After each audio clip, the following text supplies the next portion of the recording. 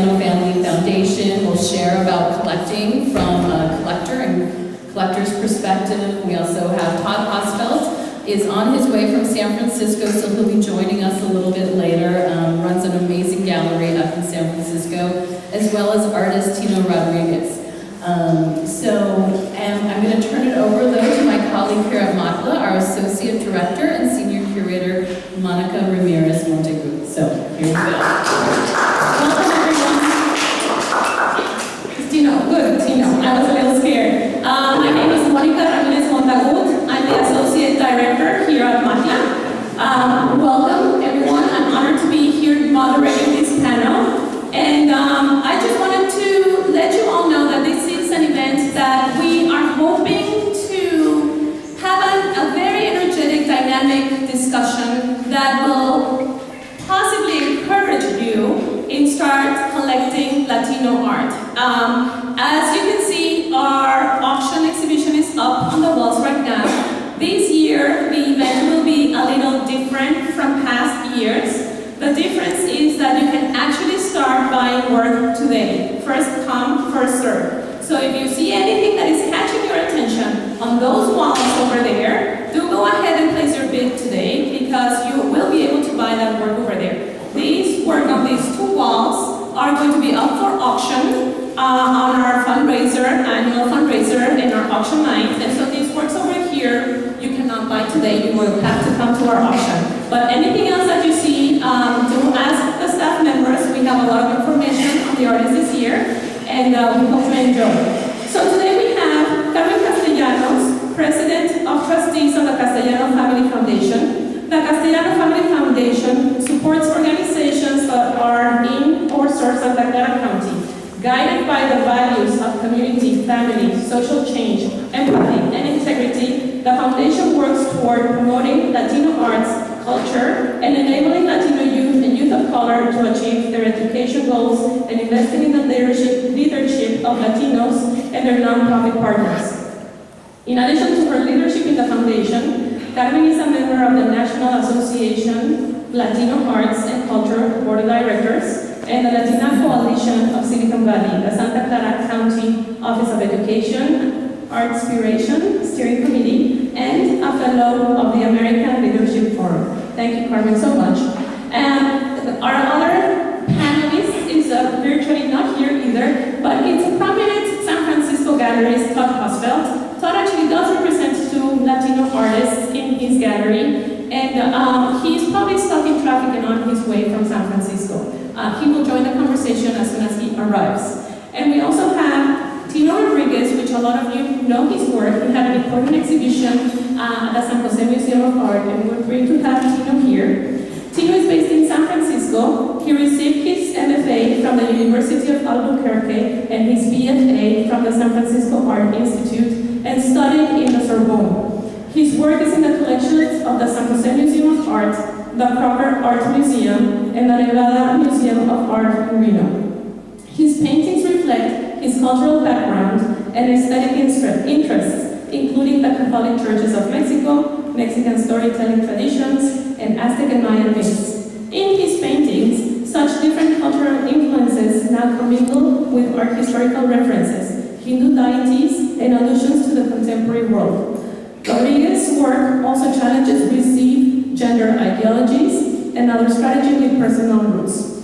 So what I wanted to accomplish today was actually to illuminate us all a little bit on the point of view of the Latino artist. You know, when a Latino artist is doing work, is he or she thinking this work is Latino? Should I go back to my roots? Should I go back to my culture? And how is this work going to be presented? How is it going to be interpreted? So I wanted to hear a little bit from the point of view of the artist, and then see the person that is interpreting that world for the marketing displays, because we have a gallerist, how that gallerist actually talks about the Latino artists, and if all these ideas about culture and identity that the artists are bringing to the table have to be then translated to a market or not. And then I also wanted to see, you know, from the point of view of the collector, someone that collects Latino art, what is it that, you know, a collector looks for in Latino art? And I would like the conversation to be very candid. Issues of identity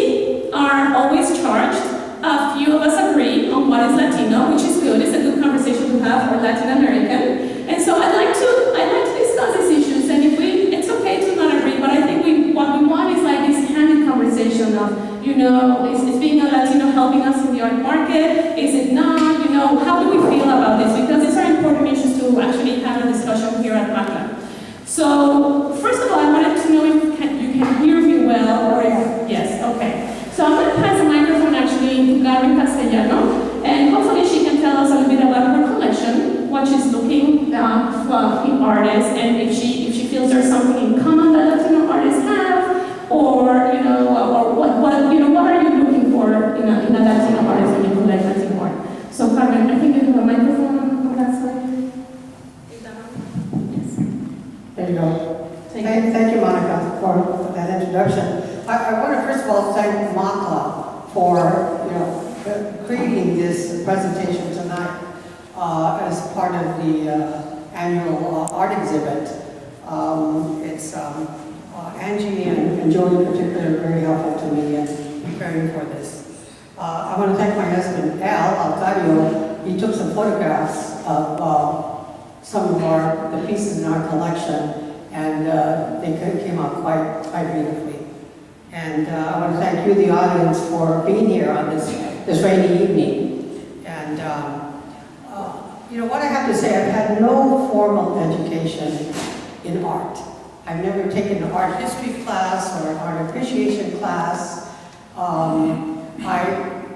I love museums, and we've done a lot of traveling. So we've been to the Prado and the Guggenheim, the Uffizi Gallery in Florence, and of course the Met in New York, and the Bay Area museums, and we're members of the San Jose Museum of Art and the Triton.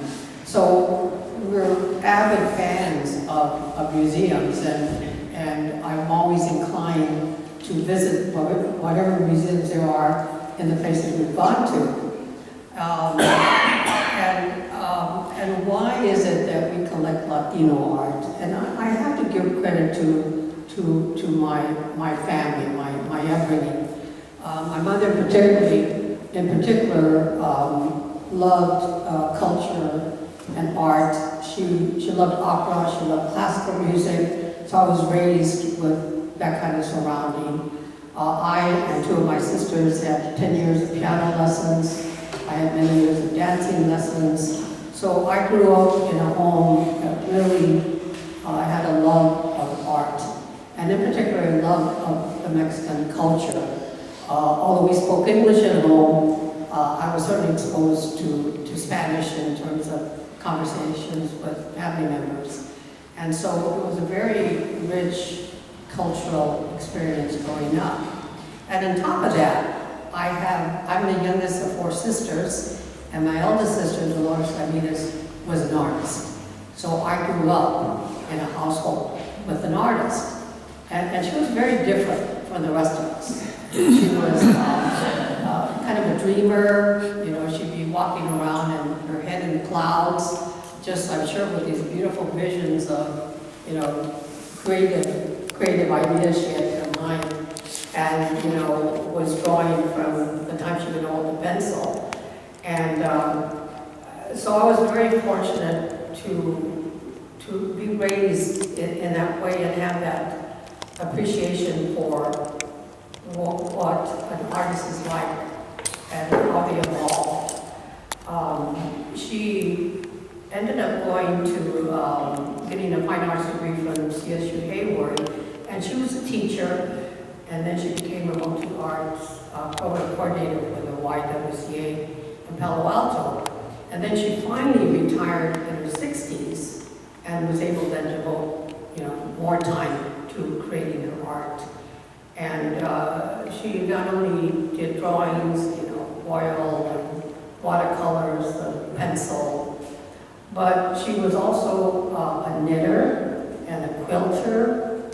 And I think the key is that she was a very beautiful person, outwardly, but also inside. And I think she was able to express that beauty in the work she created, because her works were very beautiful, very fine. And I think they were just an extension and expression the inner beauty that she had.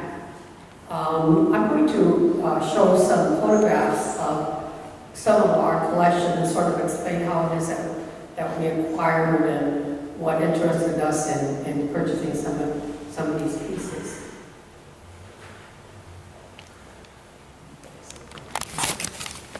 So this first piece you're going to see is one of my sister's pieces. It's a silk screen.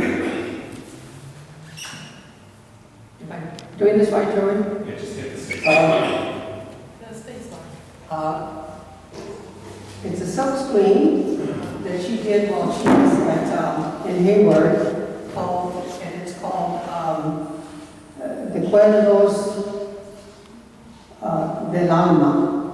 And it's a beautiful piece, and what she did later in life is she had printed copies made, and I framed them and given them away as auction items. This is a piece we acquired in their travels, bought it in New York. It's a Fernando Botero oil paint on canvas. And I bought it in New York as a birthday gift for Al. And it's a beautiful piece. This is a piece we acquired traveling to Mexico, bought it in Oaxaca. It's a tree of life, a hand-painted ceramic by Hermanos Castillo Hernandez. And we were fortunate, he had an exhibit in Oaxaca at that time, a full gallery of tree of life. And it's a gorgeous piece, very detailed. This is a piece of Santo Niño de Atocha that we bought at the Spanish market in Santa Fe 10 years ago. It won the Best of Show. The artist is Alcario Otero. He's the only person I've met in my entire life with the same name as my husband, Alcario. This piece we also acquired at that same Spanish market. It's a feathered mask. It has over 3,000 feathers, and the detail is intricate and gorgeous. It's got beading. It's an outstanding piece. And you can imagine the patience it took to put together something like that. We also collect from local artists. I'm going to talk about two of them. This is a piece by Luis Gutierrez. He's here tonight. And he was a teacher at San Jose City College for many years. Is now retired. And, you know, at his ripe age, he still produces gorgeous art. Another artist we collect from that's local is Hector Dio Mendoza. This is a sculpture we commissioned a year ago for our backyard. And we knew we wanted him to do something, and we didn't know what. So it was through several meetings and conversations that we came up with that idea. We also bought a lot of items at the MACLA auction, and this is one of them. This is a glass piece by Viviana Paredes. She has a piece over there on that wall. And her pieces are very unique, each is different and very, very fine. This is just absolutely luminous. Like it's got a light within that shines. And this is a photograph by Marina Yampolsky. We have a whole wall of her photographs in our dining room. And this is one of the pieces in that collection. All of them are photographs from Mexico. So that gives you an idea of some of the pieces in our collection and some of the sources of it. The closest I can come to explaining how I select a piece of work of artists, I know when I see it, I know I like it when I see it. I can look at a room full of art and know, oh, that's the piece I want. And, you know, I can't find a clearer way to describe, you know, how it works for me. I know what I like when I see it, is my basic philosophy on purchasing the art. One of the questions posed was, what are some of the common threads you find and do I find in my collection? And I think when I thought about it, it's people and faces. When you look at my sister's piece, it depicts Cesar Chavez and Emiliano Zapata and children working in the fields. The Botero piece is a woman, a beautiful, stout woman. Santo Niño de Atocha is a patron saint of New Mexico. The Tree of Life is a whole sculpture of figures and people, Jesus Christ and Mary, and the saints and angels, and Dios Peace, the sculpture that we have in our backyard. It's people, it's human beings. So I think that's sort of something that's obviously a draw for me, depicting people and bodies and faces. And another theme is cultural artifacts, like the mocajete. That's our alarm, sorry. Someone is locking some of the other rooms, so not a fire. It's okay. We apologize now. The mocajete, We don't need sorry. the Tree of Life, the feathered mask, which reminds me of our indigenous roots. So I think those are sort of the traits that are depicted in our collection. And the last question was posed is, do you see any Latino traits in the works that you find intriguing? Oh, I just answered that question. It's the faces and the cultural artifacts. And I think the common thread in the collection is the fact that I think probably 90% of the artists in our collection are Latino. You know, they're Bay Area, they're San Jose, Bay Area, from this country, and from Mexico and South America. So I think that's the most common thread in our collection, is that that's the art that we're drawn to, just naturally. So I encourage you to look at these pieces here, and please come to the auction and support our local artists. I think it's really important that we pay for the artwork that they produce. That's their livelihood, and I encourage you to bid on this beautiful collection that we see here today. Thank you. Thank you.